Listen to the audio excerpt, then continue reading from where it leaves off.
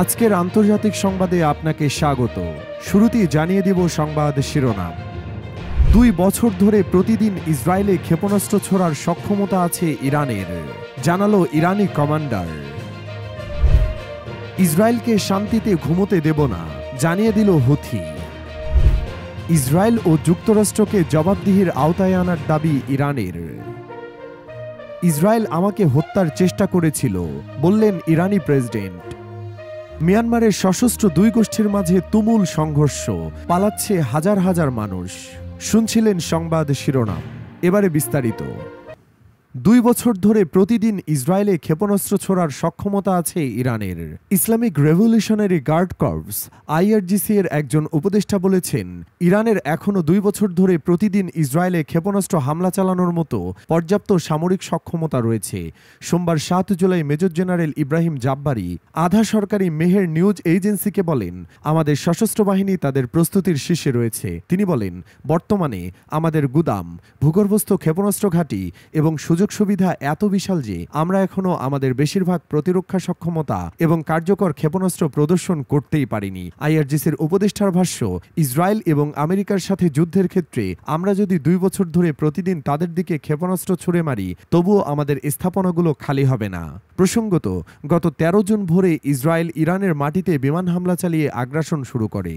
24 ঘন্টারও কম সময়ের মধ্যে ইরান প্রতিশোধ নেয়। এরপর 9 দিন ধরে ইসরায়েলি হামলার জবাবে পাল্টা হামলা চালিয়ে যায় ইরান।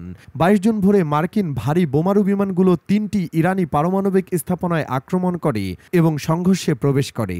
পরের দিন সন্ধ্যায় তেহরান কাতারে অবস্থিত মধ্যপ্রাচ্য অঞ্চলের বৃহত্তম মার্কিন সামরিক বিমান ঘাঁটি আল উদেইদি ক্ষেপণাস্ত্রে হামলা চালায়। মার্কিন কর্তৃপক্ষের মতে কোনো হতাহত বা উল্লেখযোগ্য ক্ষতি হয়নি।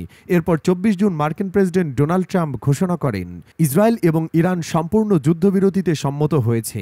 ইসরায়েলি কর্তৃপক্ষও জানায় তারা মার্কিন প্রস্তাব গ্রহণ করেছে এবং ইরানের বিরুদ্ধে তাদের অভিযানের সমস্ত উদ্দেশ্য সম্পন্ন করেছে। পরিবর্তে তেহরান বলেছে তারা আগ্রাসন বন্ধ করতে বাধ্য করে তেল আবিবের ওপর বিজয় অর্জন করেছে। ইসরায়েলকে শান্তিতে ঘুমোতে দেব না, হুমকি দিল হুথি। হুথি বিদ্রোহীরা ইসরায়েলের সাম্প্রতিক আগ্রাসনের জবাবে কড়া হুঁশিয়ারি দিয়েছেন।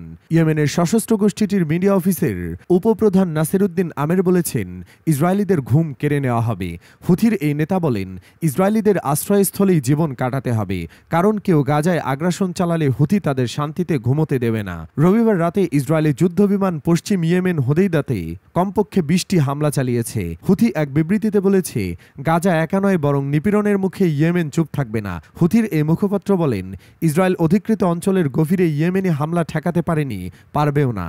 আমের আরও বলেন, গাজার সমর্থনে চালানো অভিযান কেবল তখনই বন্ধ হবে যদি ইসরায়েলি আগ্রাসন বন্ধ হয় এবং অবরোধ তুলে নেওয়া হয়। ইসরায়েলি গণমাধ্যম জানিয়েছে, ইয়েমেনের বিরুদ্ধে তেল আবিবের বিমান হামলার পর অন্তত একটি ইয়েমেনি ব্যালিস্টিক ক্ষেপণাস্ত্র তাদের ভূখণ্ডে প্রবেশ করেছে। এই হামলার ফলে পশ্চিম তীর এবং আল কুদস এলাকাসহ বেশ কয়েকটি বসতিতে সতর্কতা সাইরেন বেজে ওঠে। সম্ভাব্য ক্ষেপণাস্ত্র আঘাতের আশঙ্কায় ইসরায়েলের বেন গুরিয়ন বিমানবন্দরের সমস্ত ফ্লাইট স্থগিত করা হয়। ইসরায়েল ও যুক্তরাষ্ট্রকে জবাবদিহির আওতায় আনার দাবি ইরানের। ইরানে হামলার জন্য ইসরায়েল ও যুক্তরাষ্ট্রকে জবাবদিহির আওতায় আনার দাবি জানিয়েছে ইরান। দেশটির পররাষ্ট্রমন্ত্রী আব্বাস আরাকচি হুঁশিয়ারি দিয়ে বলেছেন, ইসরায়েলকে যদি জবাবদিহির আওতায় আনা না হয় তাহলে মধ্যপ্রাচ্যকে এর পরিণতি ভোগ করতে হবে।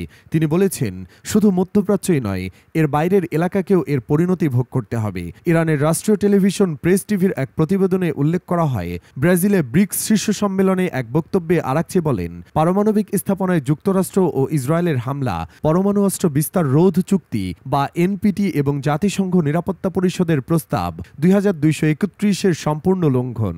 এই প্রস্তাবে 2015 সালে সর্বসম্মতিক্রমে ইরানের শান্তিপূর্ণ পারমাণবিক কর্মসূচিকে সমর্থন করা হয়েছিল। রোববার ব্রাজিল সম্মেলনে ইরানকে সমর্থন জানায় ব্রিক্সভুক্ত দেশগুলো। সম্মেলনে ইরানে ইসরায়েল ও যুক্তরাষ্ট্রের হামলার নিন্দা জানানো হয়। 11 জাতির সংস্থা বলছে, ইরানে হামলা আন্তর্জাতিক আইনের লঙ্ঘন। তারা বলেন, আমরা বেসামরিক অবকাঠামো এবং শান্তিপূর্ণ উদ্দেশ্যে পরিচালিত পারমাণবিক স্থাপনাগুলো ইচ্ছাকৃত হামলার বিষয়ে গভীর উদ্বেগ প্রকাশ করছি। আরাকচি বলেন, ইরানের শান্তিপূর্ণ পারমাণবিক স্থাপনাগুলো লক্ষ্য করে যুক্তরাষ্ট্র পরে যে হামলা চালায় তাতে ইসরায়েলের ইরানের বিরুদ্ধে আগ্রাসী যুদ্ধে মার্কিন সরকারের সম্পূর্ণ জড়িত থাকার বিষয়ে কোনো সন্দেহ থাকে না। ব্রিক্সে ইরানের প্রতি সমর্থন তেহরানের জন্য একটি কূটনৈতিক বিজয় হিসেবে দেখা হচ্ছে। 13 জুন ইরানের সামরিক, পরমাণু এবং বেসামরিক স্থাপনায় হামলা হামলা শুরু করে অবৈধ দখলদার ইসরায়েল। এতে কমপক্ষে 923 জন ইরানি নিহত হন। তেহরানও ইসরায়েলে পাল্টা হামলা চালায়। এতে ইসরায়েলে কমপক্ষে 29 জন নিহত হন। আহত হন আরও 3400 জন। এরপর 24 জুন যুক্তরাষ্ট্রের মধ্যস্থতায় ইরান ইসরায়েলের মধ্যে যুদ্ধবিরতি হয়। ইসরায়েল আমাকে হত্যার চেষ্টা করেছিল, দাবি ইরানি প্রেসিডেন্টের। ইরানের প্রেসিডেন্ট মাসুদ পেজেশকিয়ানকে হত্যার চেষ্টা করেছিল ইসরায়েল। গত মাসে দুই দেশের 12 দিনের যুদ্ধে এ হত্যা চেষ্টা হয়েছিল। তিনি সোমবার প্রকাশিত এক সাক্ষাৎকারে এ দাবি করেছেন। ইসরায়েল তাকে হত্যার চেষ্টা করেছে কিনা এমন প্রশ্নের জবাবে মার্কিন মিডিয়া ব্যক্তিত্ব টাকার কার্লসনকে ইরানি প্রেসিডেন্ট বলেন, হ্যাঁ, তারা চেষ্টা করেছিল, তারা সে অনুযায়ী কাজও করেছিল, কিন্তু তারা ব্যর্থ হয়েছে। ফার্সি থেকে পেজেশকিয়ানের মন্তব্যের অনুবাদ অনুযায়ী সাম্প্রতিক যুদ্ধে তাকে হত্যা চেষ্টার কথা স্পষ্টভাবে উল্লেখ করে তিনি বলেন, আমার জীবনের উপর হামলার পেছনে যুক্তরাষ্ট্র ছিল না, এটা ছিল ইসরায়েল। আমি একটা বৈঠকে ছিলাম, আমরা যেখানে বৈঠকটি করছিলাম সেই এলাকায় তারা বোমা হামলা চালানোর চেষ্টা করেছিল। ইসরায়েল 13 জুন ইরানের বিরুদ্ধে বোমা হামলা শুরু করে। এতে দেশটির বেশ কয়েকজন শীর্ষস্থানীয় সামরিক কমান্ডার ও পরমাণু বিজ্ঞানী নিহত হন। দেশটির বিচার বিভাগের মতে এ যুদ্ধে ইরানের 9 শতাধিক মানুষ নিহত হয়েছে। অন্যদিকে ইরানের হামলায় ইসরায়েলে 29 জন নিহত হয়েছে বলে জানিয়েছে সংশ্লিষ্ট কর্তৃপক্ষ।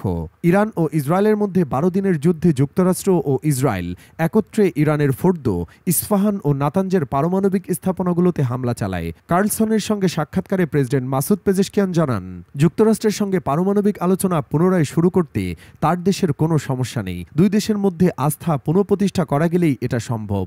তিনি আরও বলেন, আলোচনা পুনরায় শুরু হওয়ার জন্য একটি শর্ত আছে। আমরা কিভাবে যুক্তরাষ্ট্রকে আবার বিশ্বাস করব? আমরা কিভাবে নিশ্চিত হব যে আলোচনা চলাকালীন ইসরায়েলকে আবার আমাদের উপর আক্রমণ করার অনুমতি দেওয়া হবে না?